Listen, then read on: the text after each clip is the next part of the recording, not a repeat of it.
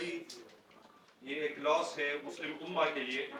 اور خاص کر پاکستان کے ایک بڑے قریبی اور بااعتماد ساتھی تھے وہ.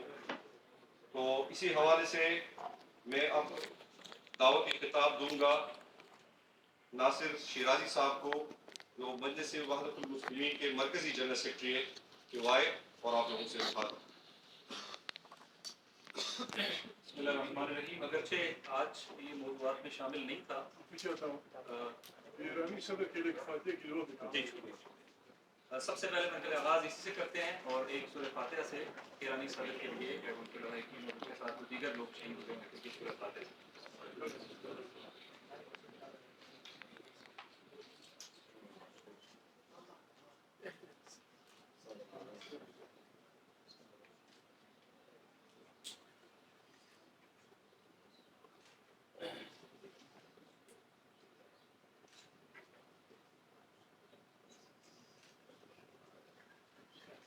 بسم اللہ الرحمن الرحیم. جیسا کہ آپ کے علم میں ہے کہ یہ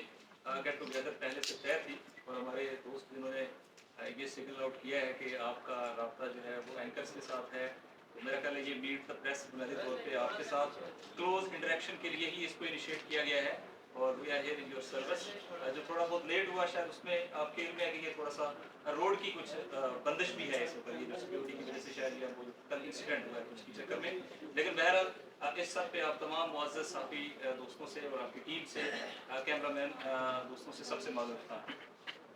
انیشیٹ اس سے کرتے ہیں کہ بالآخر ہمارے پڑوس میں جمہوریہ اسلامی ایران کی جو قابل قدر شخصیت جو کل ایک ایکسیڈنٹ میں جن کی شہادت ہوئی ہے،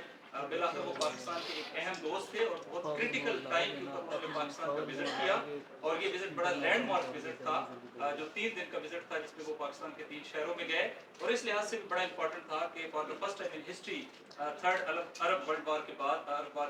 اسرائیل وار کے بعد کسی کو یہ توفیق ہوئی کہ اسرائیل کی مین لینڈ کے اوپر اٹیک کرے اور اس کو ریسپونڈ کرے ملیٹریلی. یہ پولیٹیکل ول چاہتا ہے، یہ کیپیسٹی چاہتا ہے، یہ کیپیبلٹی چاہتا ہے. تو انہوں نے تینوں چیزیں شو کی، اور جو پولیٹیکل ول ہے وہ تھرو پریزیڈنٹ جو ہے وہ وہاں پہ انشور ہوئی. اور اسی طرح انہوں نے جو ریجن کے اندر ریپروچمنٹ کی، بالخصوص سعودی عرب کے اور ایران کے درمیان ریپروچما ہوا، اور اسی طریقے سے اس ریجن کے اندر جو نارملائزیشن ہوئی ہے اسلامی ممالک کے درمیان، یہ بہت امپورٹنٹ تھا. اور خود ابھی کل جو ان کا وزٹ آذربائیجان کا تھا، آپ کے علم میں ہے کہ آذربائیجان کے اور ایران کے درمیان بھی، آذربائیجان اور آرمینیا کے درمیان میں بھی کانفلکٹ رہتے ہیں، تو اس لحاظ سے ان کا وہاں جانا بڑا امپورٹنٹ تھا. اور یہ جو لاس ہے اسے ہم ایک ملک کا لاس قرار نہیں دے سکتے، بلکہ یہ لاس جو ہے وہ یقینی طور پر عالم اسلام کا لاس ہے. اور جس پہ سب سے زیادہ جو آپ کہہ رہے تعزیت آئی ہے وہ فلسطین کی موومنٹ کی طرف سے آئی ہے، چونکہ فلسطین ان کو اپنا پروٹیکٹریٹ سمجھتا تھا، ان کو اپنا محافظ سمجھتا تھا. لہٰذا ہم سارے پاکستانی قوم، پاکستانی عوام، پاکستان کی پولیٹیکل لیڈرشپ جو ہے وہ اپنے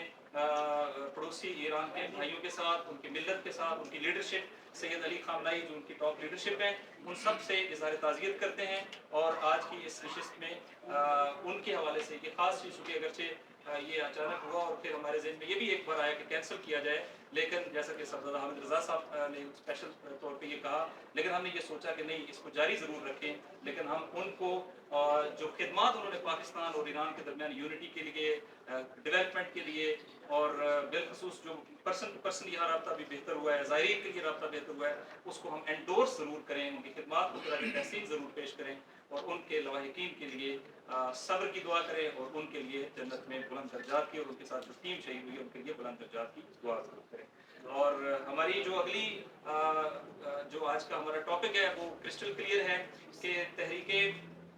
تحفظ آئین پاکستان، یہ ایک نکاتی ایجنڈے کے اوپر، جو ایجنڈا بنیادی طور پہ اپنے نام کے ساتھ ظاہر ہے، آئین کی جو سپریمیسی ہے، آئین کا پریویل کرنا ہے، آئین کا جو ریگارڈ ہے اس کو انشور کرنا، ان تھرو اس کے جو ٹرو اسپرٹ ہے اس کے تحت. اس کے لیے ہمیں ایک مشکل یہ تھی کہ جو آپ کے علم میں بھی ہے، سب سے بڑی جو وار ہوتی ہے وہ ہوتی ہے وار آف نیریٹو. کیسے ہم اپنا نیریٹو کنسٹرکٹ کرتے ہیں، بلڈ اپ کرتے ہیں. تو اس نیریٹو کے حوالے سے ہمارے لیے بہت ضروری تھا کہ جو لوگ اوپینین میکنگ کرتے ہیں ان میں سب سے زیادہ میڈیا کے لوگ ہیں، اور آپ کے ساتھ بیٹھنے کا بنیادی مقصد یہ تھا کہ یہ موومنٹ اپنے آداب، اپنی روش، اپنے طریقہ کار اور اپنی جو پالیسیز ہے اس کو آپ کے سامنے کرسٹل کلیئر بیان کرے، اور اس کے جو سربراہ یہاں پر موجود ہیں جناب محمود خان اجگزئی صاحب، وہ انشاءاللہ تعالیٰ اس پہ آپ کو بریف بھی کریں گے، اس کے سوالوں کے جواب بھی دیں گے۔ ایک بات صرف یہ کہ ہم نے یہ فیصلہ کیا ہوا ہے کہ جہاں ہم خواص کے ساتھ اپنے انٹریکشن کو ڈیولپ کر رہے ہیں،